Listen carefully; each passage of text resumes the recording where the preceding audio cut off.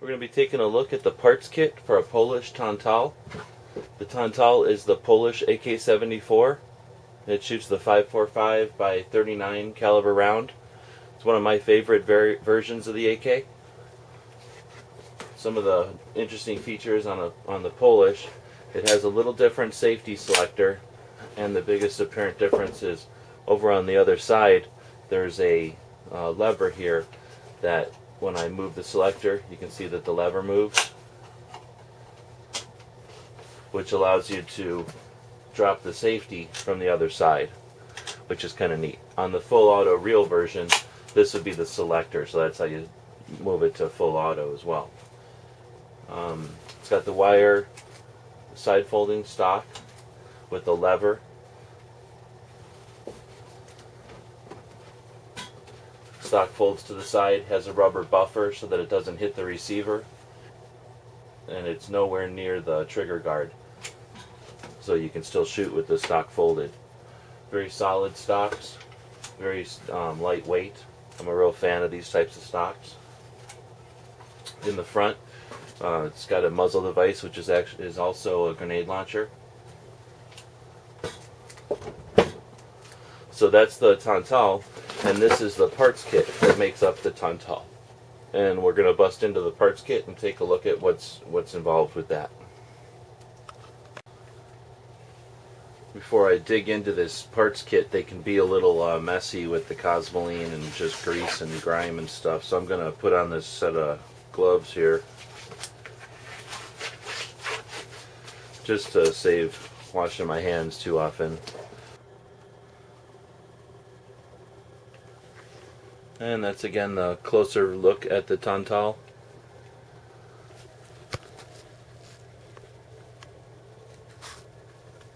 Great looking rifle. Shoots real well. It's unique in a couple of different ways. I think they're great rifles for collectors, great rifles for shooters. If you're going to be using an AK on a regular basis for shooting matches, Tantal's a great choice. The 5.45 by 39 round is very effective. Real easy to shoot.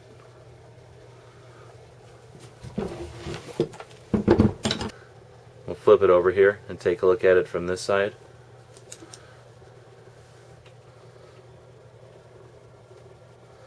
Again, the two-tone handguards are typical.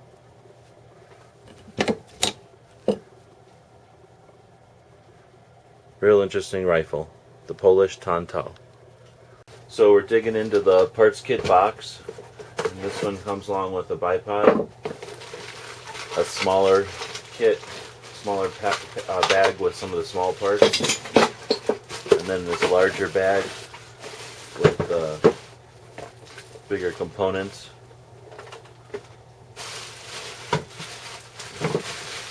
Got the stock and rear trunnion here.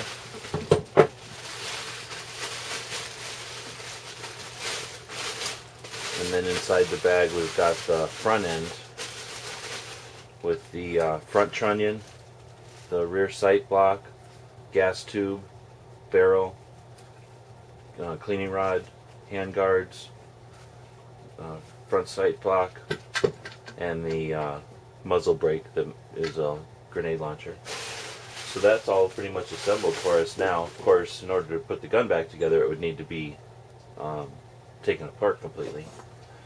You can see here, since it's easy to show, we've got this section right here, and that's where the bipod attaches to.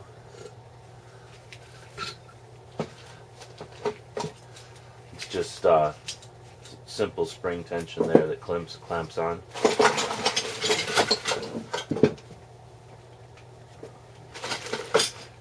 First we've got the magazine.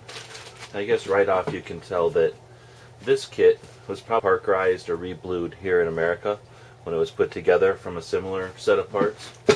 But this one, being the actual rifle chopped up, has some actual wear on it. And I don't know how well it's going to come across in the video, but this paint job is worn and really interesting. I'll probably take the camera off the tripod and try to do some close-ups to show how cool that really is. Same thing with the magazine. It's all beat up. It's been used quite a bit. The paint is worn and the metal's shining through. And that's really what I'm looking for in a parts kit. I think that really shows the character of what the rifle has gone through. Something that's been refinished sure does look nice. It looks almost like it came out of the factory. Of course, Tantals are painted, and this one is parkerized, so that looks pretty incorrect. But definitely looks like a newer rifle than this parts kit, which looks like it's been there and done that. So next we've got the receiver cover. Again, great wear. If we take a look, there's numbers. This one says 9743, and we can take a look at some of the other parts. And sure enough, 9743. So it looks like this might be a complete, an actual parts kit, an actual rifle with matching numbers.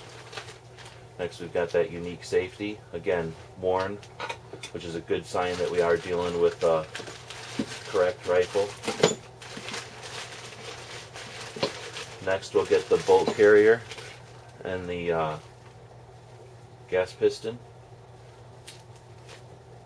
Looks good. That gas piston looks surprisingly clean, and I suspect that it's got the new gas piston, probably the US gas piston installed already. Not sure about that, so we'll have to double check on it. But for whatever reason, there's two gas pistons in this one. Next we've got the spring. Again, not painted, or excuse me, the paint is there, but it's worn. It's not been retouched. It's a little lock mechanism work, so it's a good working part. Then we've got the trigger guard. And on the other parts kit review that we've done, the Bulgarian, in that one, you may have remembered the receiver was in good shape. It was intact. This one has been cut, and the receiver's no longer is part of the kit. It was probably peeled away. You can see where the rivets were ground on the rear receiver, and you can see where they're ground on the front trunnion, I should say. And you can see the same thing on the trigger guard. What's interesting though is on the trigger guard, they were ground from the inside, so you have the original rivets here. And if you're trying to recreate an actual rifle, you know, getting as close to those original rivets is a big part of it. Looks like they've done a pretty good job on this remake here, just comparing it to the old original trigger guard. Next in the bag we've got the bolt, which rides in the carrier. A little different from an AK47 bolt. And then some final small parts, which we'll get into. But before we get to those very small ones, we've got the pistol grip. And you'll notice the new one doesn't have the original pistol grip, and that's because of 922R, which is a subsection of the Gun Control Act of 1968 that defines and regulates what parts can be on a military-style rifle that's assembled here in the United States. So because this rifle was brought over as a set of parts, and these parts are military style, that falls under 922R, and a certain amount of these parts need to be US. We'll go over that in a minute too. And then there's some couple of just small parts here, basically the pins that hold the trigger guard, the trigger group in, and some sort of spring. So that's a larger bag. And then in this smaller bag we've got basically the old trigger parts, it looks like.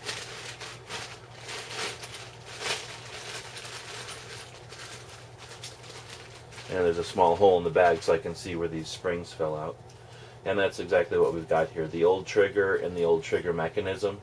And if you're familiar with an AK-47 or even an AK-74, I'm going to lay these out and take a still of them.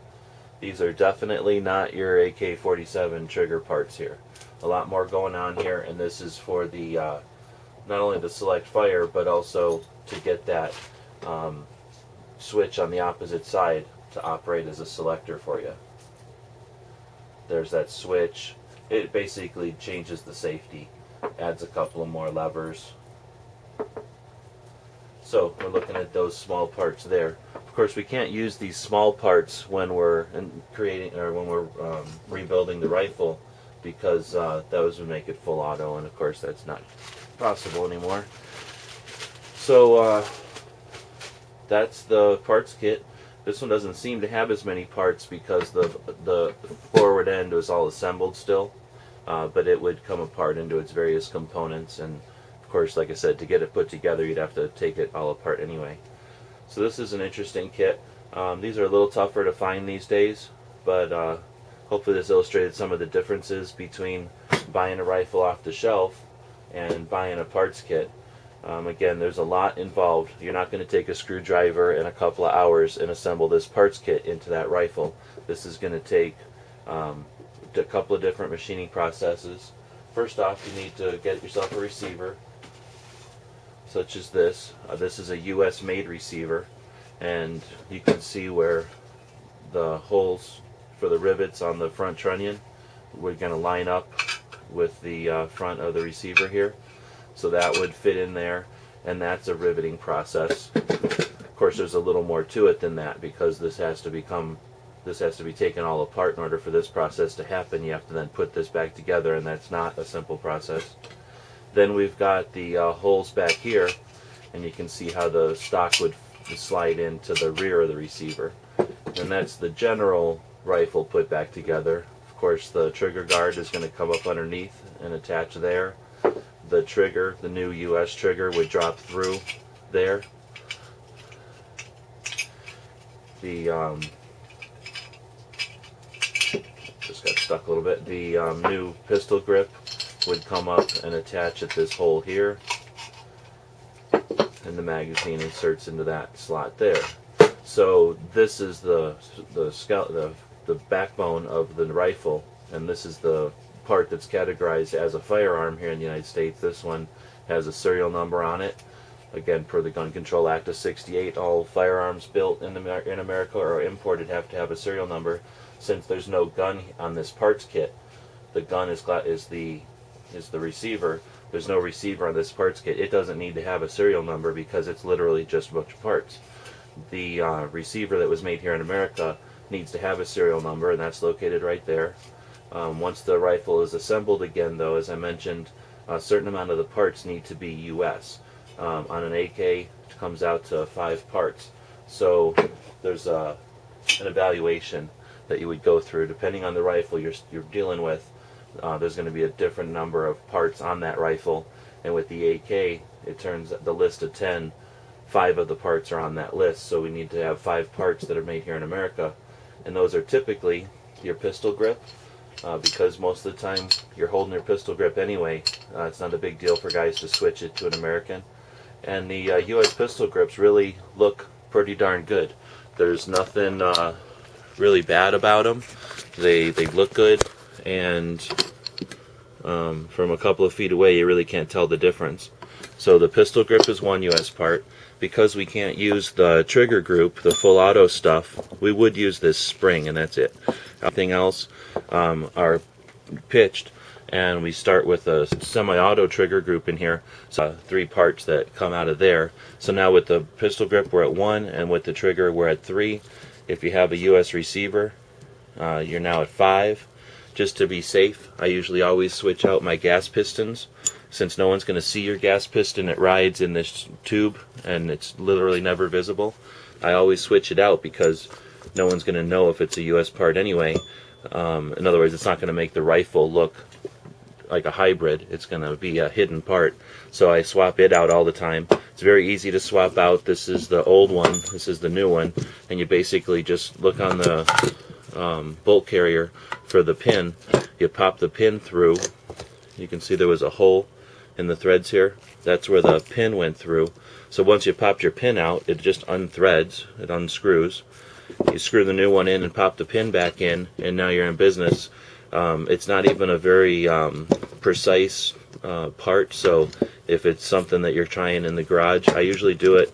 I don't take it to a gunsmith or anything. This is something I do in the back shop in my vise. Again, it's not something that's brain surgery, so if something happens and something's not perfect, it's still going to work fine. There's plenty of slop in that gas tube for this to ride. Okay, so now we're at 1, 2, 3, 4. The receiver's 5. This is 6. So now we're definitely in good shape. And if for some reason you don't like the original colored handguards, and you wanted to go with something else, there's plenty of US options available. So that counts as another part. You're potentially up to 7 parts now. A lot of times the new parts kits come with a US made barrel for another parts kit. This is a US made barrel. And this is just what they would call a barrel in the raw. I'm not going to dig it out completely, but you can see it's basically just a white metal barrel, and it's taken down on a lathe to be the right dimensions for an AK, for a different type of AK actually, but a US made barrel is now a potential 7th part, and really you're clear at that point. That way you can still use your original magazines, you can keep your original stock, you can keep your original handguards. And if you do swap out your stock with a US stock, of course now you're golden. And if you swap out your handguards, there's no issue at all. You've got very few foreign parts that are regulated in there. So again, that's the Polish Tantal, Tantal, and I learned from some Polish people that that's pronounced Tantal. Again, just to show some of the differences between the worn, used barrel and the brand new, freshly parkerized barrel. And you can tell from the places where it hasn't quite worn, there's quite a difference. The real Tantal is a black paint, and a lot of these new modern ones made in America, for some reason they just like to parkerize them. They don't paint them. So for a collector, that's a big deal. You would take this directly to a shop and have them match this paint as accurately as possible and give it a coat of paint, and then the gun would be another great stride closer to being a more realistic, a more historic type of look. So can't say enough about the Tantal. One of my favorite AKs. If you're going to get one AK, get the Tantal. If you're going to build one AK, build something else, because this can be a tough one to get to build right, and you don't want to do it for your first build necessarily. Of course, that said, I'm sure I'll have plenty of people complain that they did a Tantal for their first build and it worked fine, but as a general rule, it's one of the more tedious ones of the parts kits. Something that's kind of neat to do with the parts kit, and if you're displaying a parts kit, an interesting way to display it that I found. Actually, I didn't find this. A friend of mine showed it to me. You take your parts kit and you assemble it as if it was a rifle. The difference being, since it isn't a rifle, there's no receiver, what you're going to get is a little bit tricky to assemble. However, if you do the actual processes here and interlock the rear receiver with the the rear trunnion, it's interlocked, and depending on how much receiver you have left, you can even lock the magazine there and the magazine catch. You can get that up there, lay the safety down, and I've really got it almost assembled there, obviously without the receiver, but I think this makes it a great way to display them, a great way to do some sort of presentation. So that's the not quite assembled, but laid out parts kit for the Polish Tantal.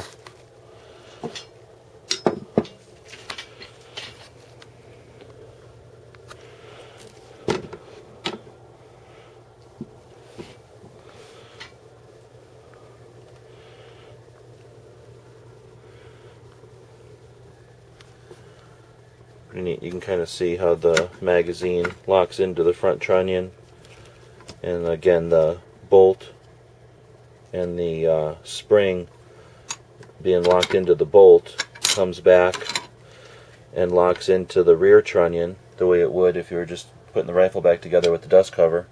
And anyway, it kind of keeps it together, and it keeps it in the same proportions, the same ratio for where if the receiver was there. You know, it's keeping it in line. So if you have a couple of these set up for a display or something, it's pretty effective.